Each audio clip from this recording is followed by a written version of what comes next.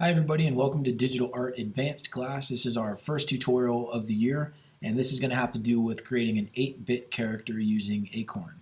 So first step is you have this reference that I've dropped online for you.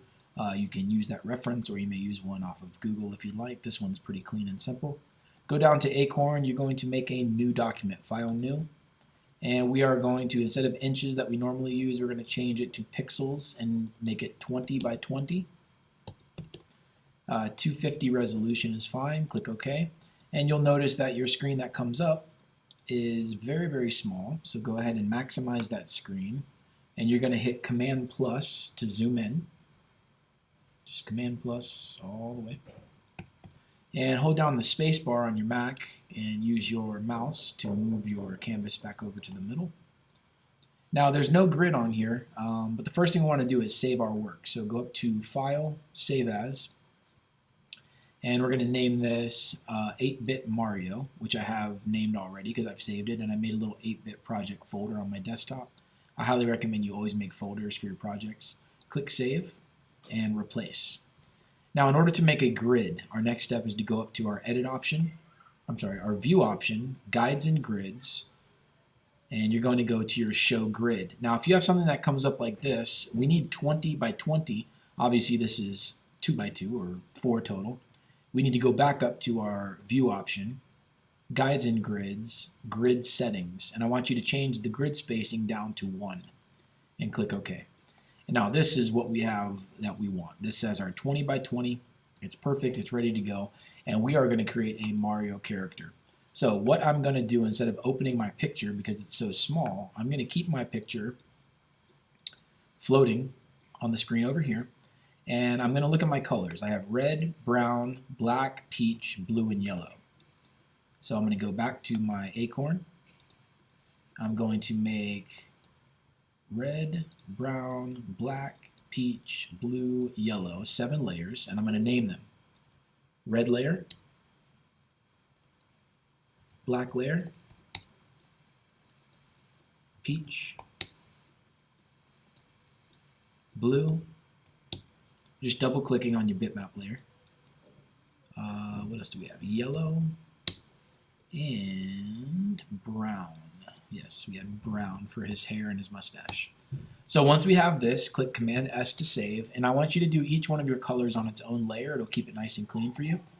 I'm not going to do the whole Mario for this reference, but I am going to show you, we're going to start with the cap. So if you think about the cap on here and you look at your reference on here, your screen, let me go ahead and do a floating screen so that we can see both. Make this floating like this. Hold down my space bar. I want to be able to see my whole box, and I want to be able to see my Mario reference off to the side. Now the reason I didn't open my Mario reference inside Acorn is because it's such a small image that if I were to bring this into here, it would be very grainy. So this is going to be easier for me to just use it this way. So kind of, I call it a floating window. And now what you're going to do is grab your pencil tool, and your pencil tool, it's right here. Your pencil tool, you'll notice that you have a setting up here. It might be like big like this.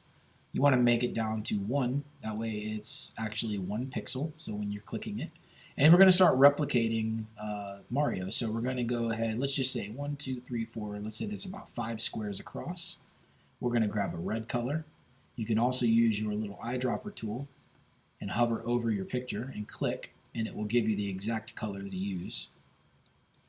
So let's say we've got 1, 2, 3, 4, 5. Let's say we've got our top right here.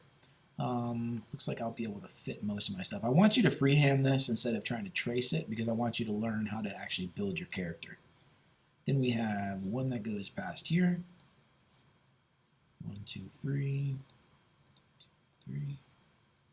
Now we're going to fill this in.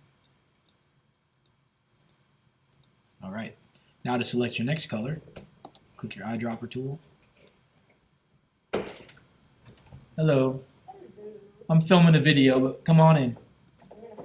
Filming a video. And you're going to click the peach and go ahead and fill in your peach sections right here, so right above the lid. Gonna click 1, looks like 3, 2, 3, and then fill that in. What you're going to do is basically keep going like you're building Mario in 8-bit quality. So you'll just choose the next color. The peach is going to be the same peach. One thing I did not do, let me go back, is to make sure that you're actually doing these on the proper layer. So I'm glad I did that so I can show you. Let me erase this.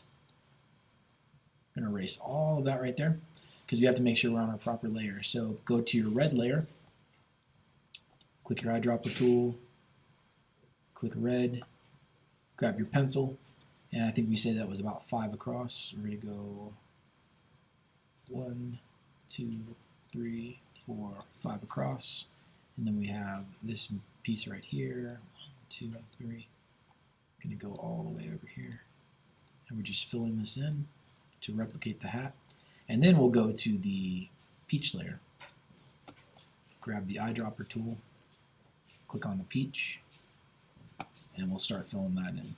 1, 2, 3, 1, 2, and you'll just start going, keeping your colors on the same layer until you have all of Mario built. Now, when you save it, there's a couple things you can do. I want you to go File, Save As, or File, Save, and you can also save a copy, File, Save As. You can save a JPEG version, but we're going to change the size. So if you go to resize your image, you can actually keep your scaling right here where it says best, and you can change your pixels to 2000 by 2000 pixels and then click OK, and that will make your image big enough to where we could print it.